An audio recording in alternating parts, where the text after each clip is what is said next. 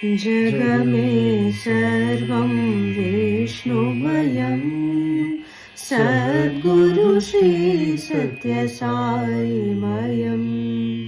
सद्गुरु श्री सत्यसाईमयं जगमे सर्वं विष्णुमयम् ओंकारनादमयम्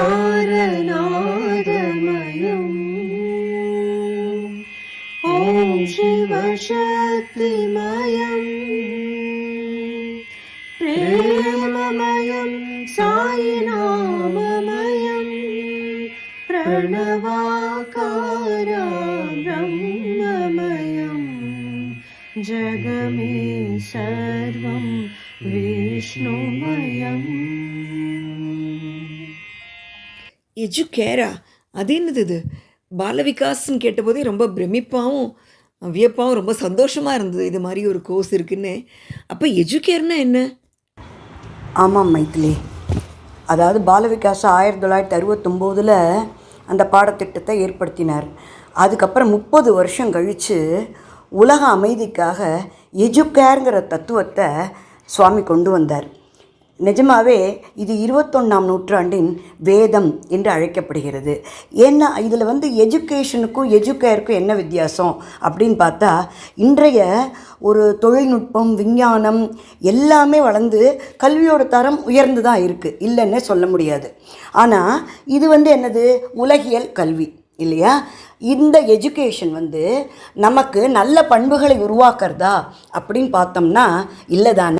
இப்போது நாடெங்கும் நடக்கக்கூடிய தீவிரவாத செயல்கள், வெடிகுண்டு கலாச்சாரம், போதைப்பொருள் விற்பனை, இதெல்லாம் செய்கிறவங்க எல்லாரையும் பார்த்தா எல்லோரும் எஜுகேட்டட் பீப்புளாக இருக்காங்க, வெரி வெல் எஜுகேட்டட் பீப்புளாக இருக்காங்க. எல்லாம் டாக்டர்ஸ், இன்ஜினியர்ஸ் அந்த மாதிரி இருக்காங்க. அப்போது இவங்கெல்லாம் படித்ததுனால என்ன பிரயோஜனம் இருக்குது? இவங்களுக்கு மனசாட்சிங்கிறதே இல்லையா? அப்பாவி மக்கள்லாம் நம்மளால் கொல்லப்படுறாங்களே அப்படிங்கிற எண்ணம் இவங்களோட கல்வி இவங்களுக்கு உணர்த்தலையா? இவங்கெல்லாம் எதுக்காக இதை செய்கிறாங்க? நம்ம ரொம்ப யோசித்து பார்த்தோம்னா, ஒன்று அவங்க தங்களோட வாழ்க்கை வசதிகளை பெருக்கிக்கிறதுக்காகவோ பணத்துக்காகவோ ஏதோ ஒன்றுத்துக்காக தான் இது மாதிரிலாம் செய்கிறாங்க. அப்போது என்ன அடிப்படையாக என்னவா இருக்குது? இவங்களோட சுயநலமும் பேராசையும் தான் இதற்கு காரணம். இந்த இடத்துல தான் விழுக்கல்வி, அதாவது எஜுகேர் அப்படிங்கிறது அவசியமாகுது.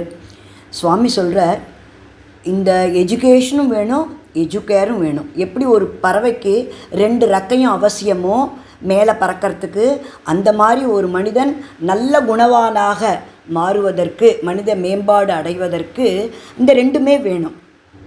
இப்போது இந்த வேர்டு எஜுகேர், அதாவது விழுக்கல்வி, தமிழில் விழுக்கல்வின்னு சொல்லுவோம். அதுக்கு என்ன அர்த்தம் அப்படின்னு பார்த்தா, உள்ளே இருப்பது எதுவோ அதனை வெளிக்கொணர்வது அப்படிங்கிறது.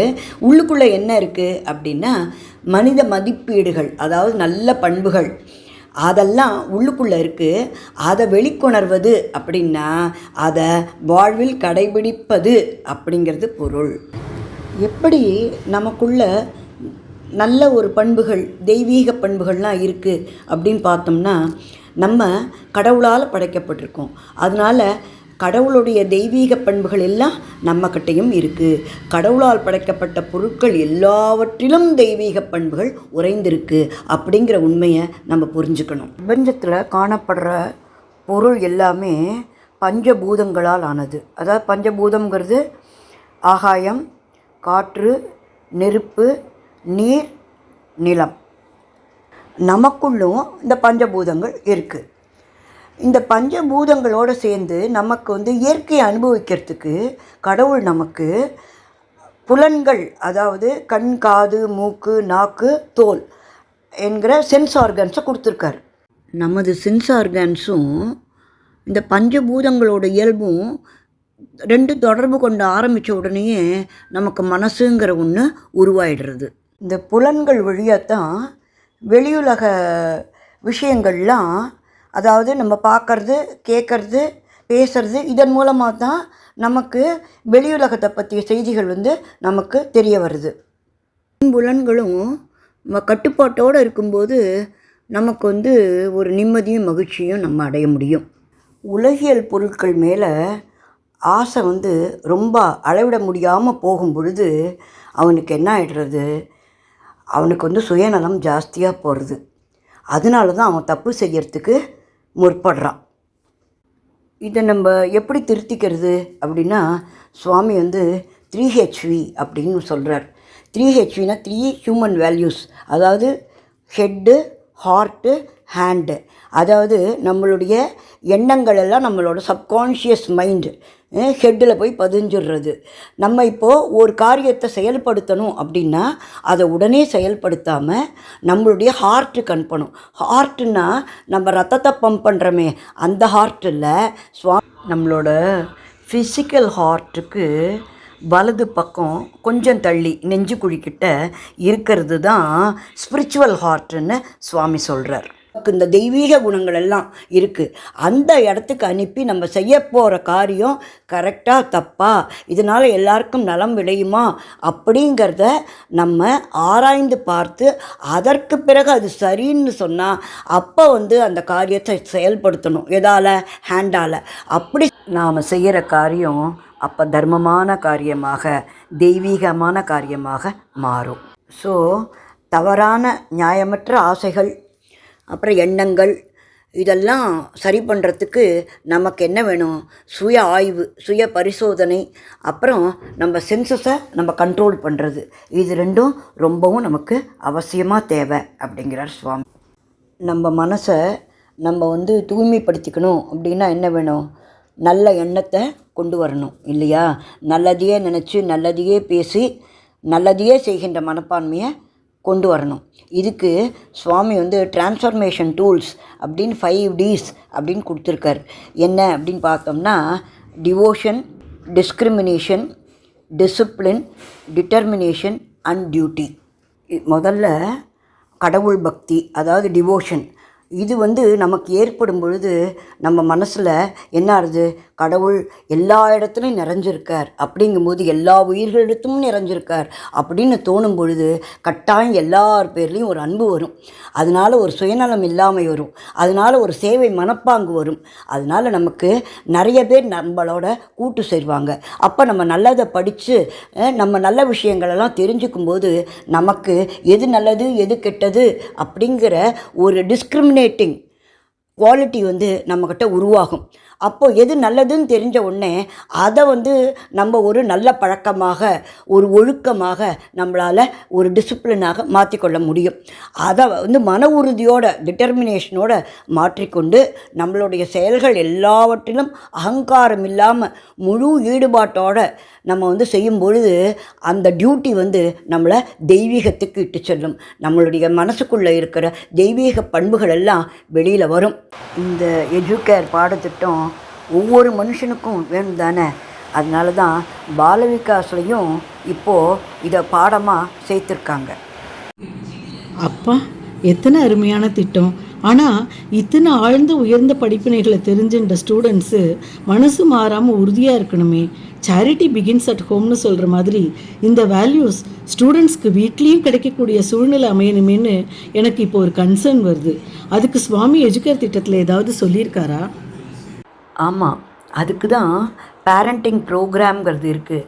ஏன்னா குழந்தைகளோட வளர்ச்சி ஒரு 50% வந்து சுற்றுப்புற சூழல்லையும், பாக்கி 50% அவங்களோட பெற்றோர்களை பார்த்து தான் கற்றுக்குறாங்க.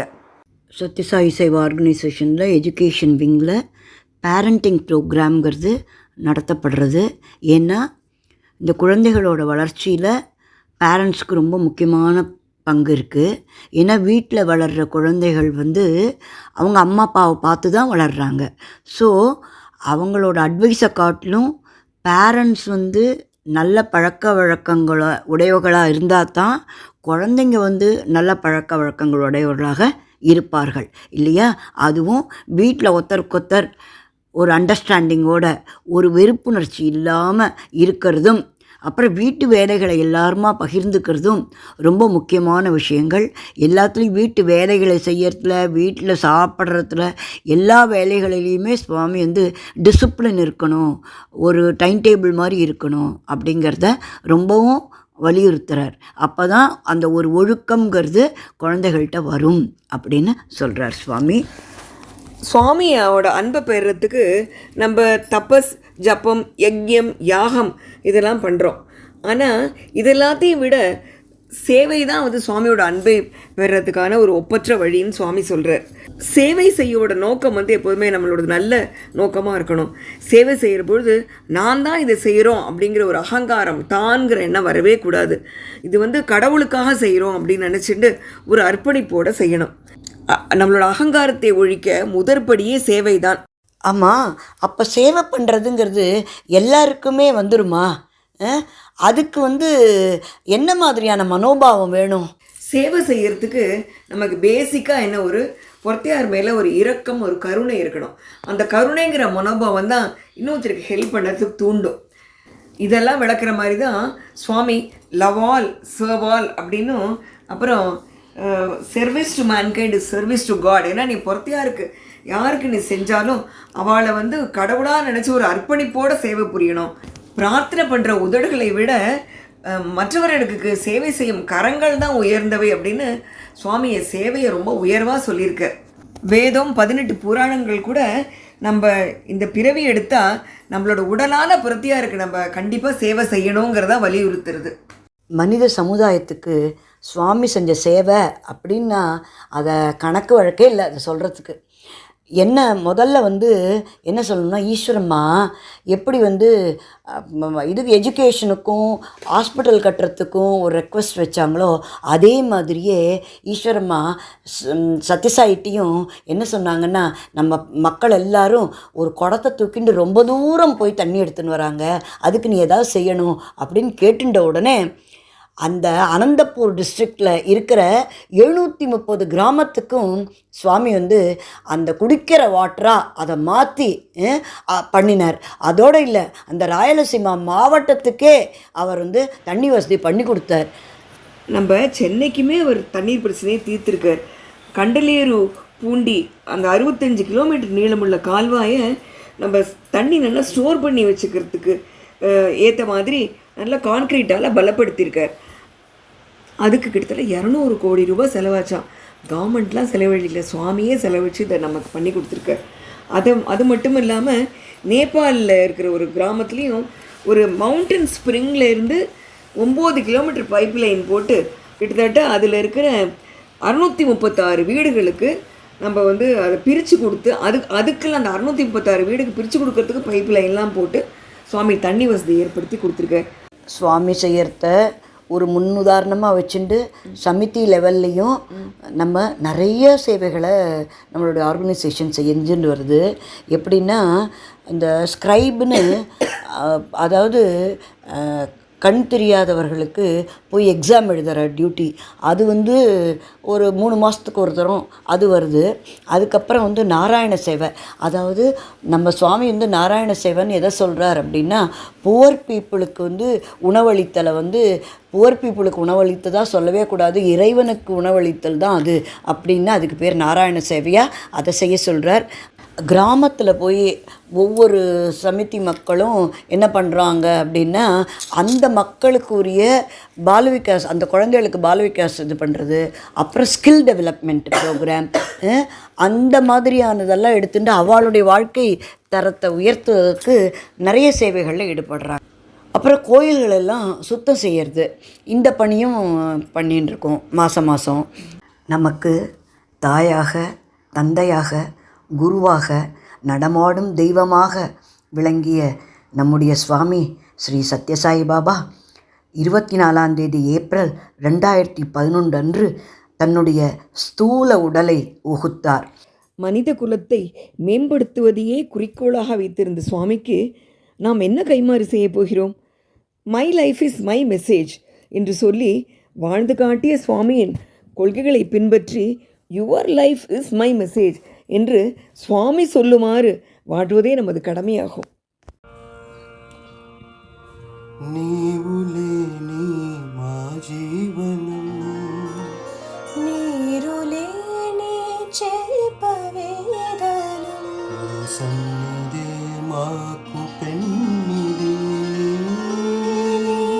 చూపే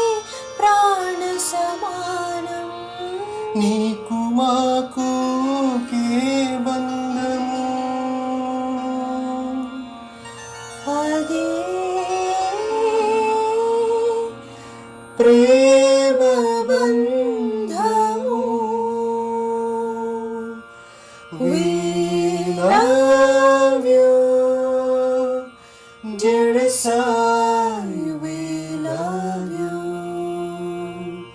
We love you, dear Sai, we love you.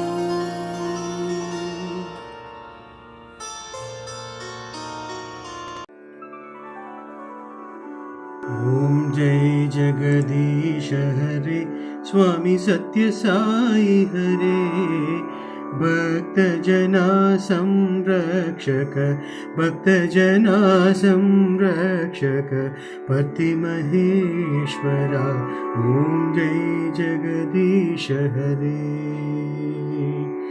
शशिवदना श्रीकरा सर्व प्राणपते स्वामी सर्व प्राणपते आश्रित कल्पलतिका आबद्बान्धवा ओम जय जगदीश हरे मात पिता गुरुदैवमु मरियन्तयु नीवे स्वामी मरियन्तयु नीवे नाद ब्रह्म जगन्नाथ नागेन्द्र शयना ओम जय जगदीश हरे ओंकार रूप ओजस्वी ओम साई महादेवा सत्य साई महादेवा मंगल आरती अंधुको मंदर गिरिधारी ओम जय जगदीश हरे नारायण नारायण ओम सत्यनारायण नारायण नारायण ओम नारायण नारायण ओम सत्यनारायण नारायण ओम सत्य नारायण नारायण ओम जय सद्गुरुदेवा साई नारायण नारायण ओम सत्यनारायण नारायण नारायण नारायण नारायण ओम सत्यनारायण नारायण ओम सत्य नारायण नारायण ओम जय सद्गुरुदेवा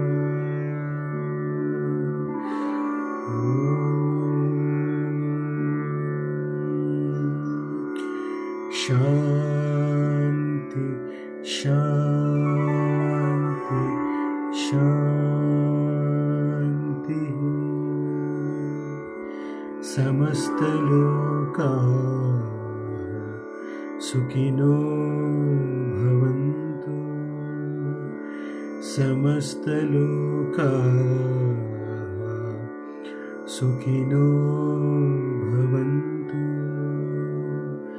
समस्त लोका सुखिनो भवन्तु ओम शांति शांति शांति जय बोलो भगवान श्री सत्य साई बाबा जी की